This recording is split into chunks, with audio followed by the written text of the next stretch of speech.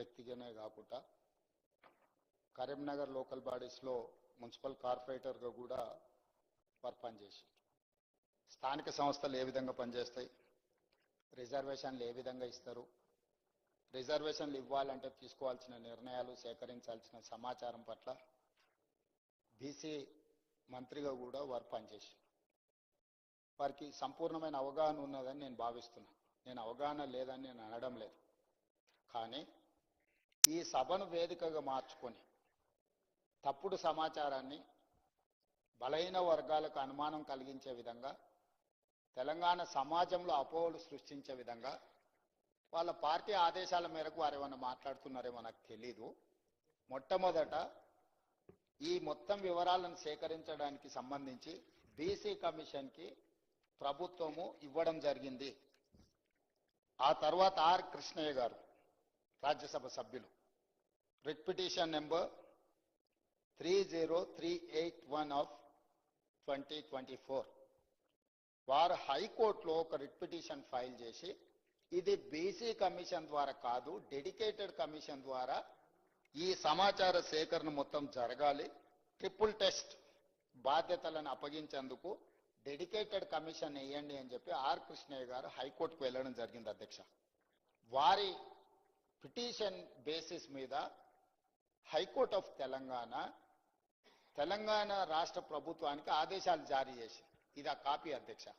దాని ప్రకారము 24 అవర్స్ తిరిగే లోపలనే హైకోర్టు ఆదేశాలు ఇచ్చిన మరుక్షణం తెలంగాణ రాష్ట్ర ప్రభుత్వం చిత్తశుద్ధితో బలహీన వర్గాలకు ఎన్నికల సమయంలో ఇచ్చిన మాట నిలబెట్టుకోవాలి, 42% రిజర్వేషన్లు ఇవ్వాలి, 600 అయినా అక్కడ సూర్యుడు ఇక్కడ మొలిసినా ఇచ్చిన మాట నిలబెట్టుకోవాలని వారు ప్రాతినిధ్యం వహిస్తున్న గడ్డ మీద నుంచి 2004న శ్రీమతి సోనియా గాంధీ గారు తెలంగాణ ప్రజల యొక్క ఆకాంక్ష నెరవేరుస్తా అని చెప్పి ఎన్ని ఒడుదుడుకులు వచ్చినా, ఎన్ని అడ్డంకులు చేసినా, ఎంతమంది కుట్రలు పన్నినా, ఆంధ్రప్రదేశ్లో పార్టీ పూర్తిగా తుడిచిపెట్టకపోయినా, కేంద్రంలో అధికారం కోల్పోయినా, తెలంగాణలో రాజకీయ ఒడిదుడుకులను ఎదుర్కొన్న ఇచ్చిన మాట నిలబెట్టుకోవడం కోసం శ్రీమతి సోనియా గాంధీ గారు ఒక సాహసోపేతమైన నిర్ణయం తీసుకొని తెలంగాణ రాష్ట్రం ఇచ్చిన పార్టీ కాంగ్రెస్ పార్టీ అధ్యక్ష. అట్లాంటి కాంగ్రెస్ పార్టీ నాయకుడు రాహుల్ గాంధీ గారు ఈ 42% బీసీలకు, బలహీన వర్గాలకు భారత్ జోడో యాత్ర సందర్భంగా ఇచ్చిన మాటను అమలు చేయడానికి చిత్తశుద్ధితో అన్ని రకాల ప్రయత్నాలు చేసి ఎక్కడ కూడా వారే చెప్పినారు, గతంలో బీహార్లో చేస్తే అడ్డంకులు వచ్చినాయి, రాజస్థాన్లో చేస్తే అడ్డంకులు వచ్చినాయి, ఇతర రాష్ట్రాలలో చేస్తే అడ్డంకులు వచ్చినాయి, ఆ విధమైన అడ్డంకులు తెలంగాణ రాష్ట్రంలో రాకూడదు, బలహీన వర్గాలకు మేలు జరగాలి అన్న ఆలోచనతోటి అధికారుల కమిటీని, కమిషన్ని, మంత్రులను కూడా ఆయా రాష్ట్రాలకు పంపించి అక్కడ మొత్తం సమాచారాన్ని సేకరించి అక్కడ చట్టపరంగా, న్యాయపరంగా ఎదుర్కొన్న సమస్యలను అన్నిటిని కూడా క్షుణ్ణంగా పరిశీలించి ఆ తర్వాత డెడికేటెడ్ కమిషన్ అపాయింట్ చేయడం జరిగింది అధ్యక్ష.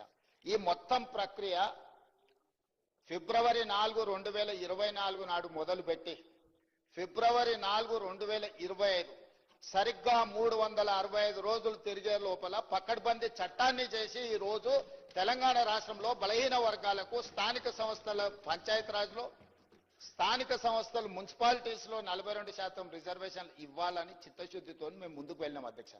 ఇదే కాదు, ఇదే శాసనసభలో మంత్రివర్గంలో తీర్మానం చేసి శాసనసభలో ఆమోదింపజేసి విద్యా ఉద్యోగ అవకాశాలలో 42% బిల్లును, అదేవిధంగా స్థానిక సంస్థల్లో 42% రిజర్వేషన్లు 2 బిల్లులను మేము ఆమోదించి గవర్నర్ గారికి పంపించినాం అధ్యక్ష.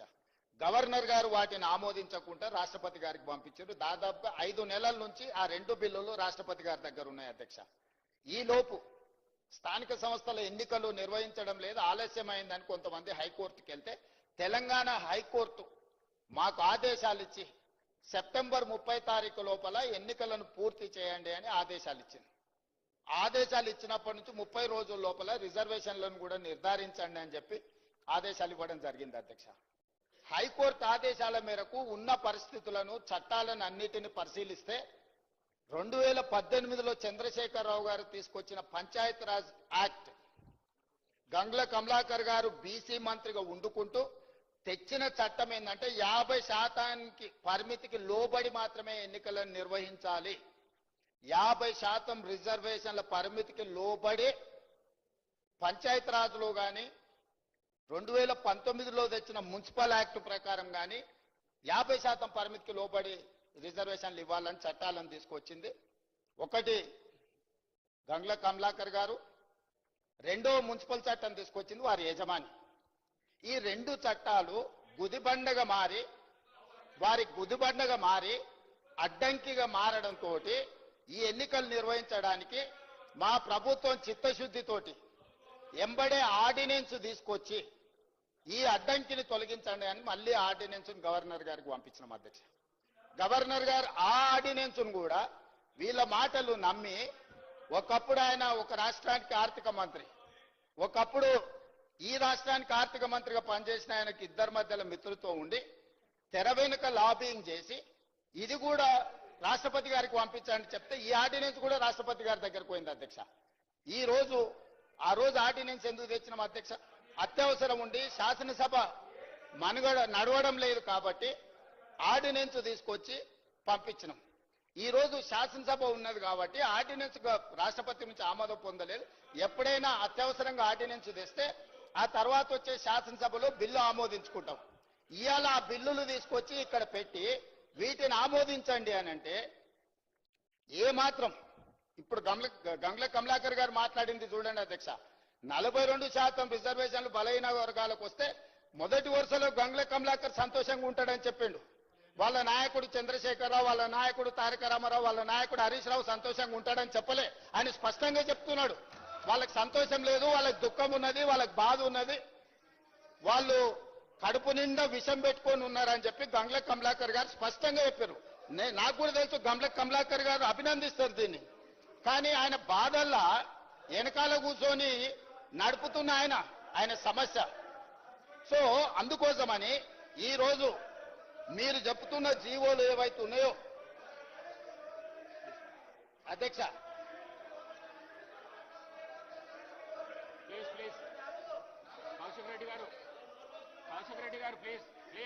అధ్యక్ష బీసీ కమిషన్ కి ఇచ్చిన జీవో అయినా లేకపోతే డెడికేటెడ్ కమిషన్ కు ఇచ్చిన జీవో అయినా బలహీన వర్గాలకు 42% రిజర్వేషన్లు ఇవ్వాలన్నదే ప్రభుత్వం యొక్క ఆకాంక్ష, చిత్తశుద్ధి అధ్యక్ష. అందుకోసమని ఇప్పటి వరకు కలిసి రాలే.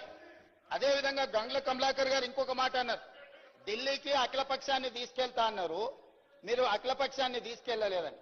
అధ్యక్ష 5 సార్లు ప్రధానమంత్రికి నేను లేఖ రాసిన దీనికి సంబంధించి మేము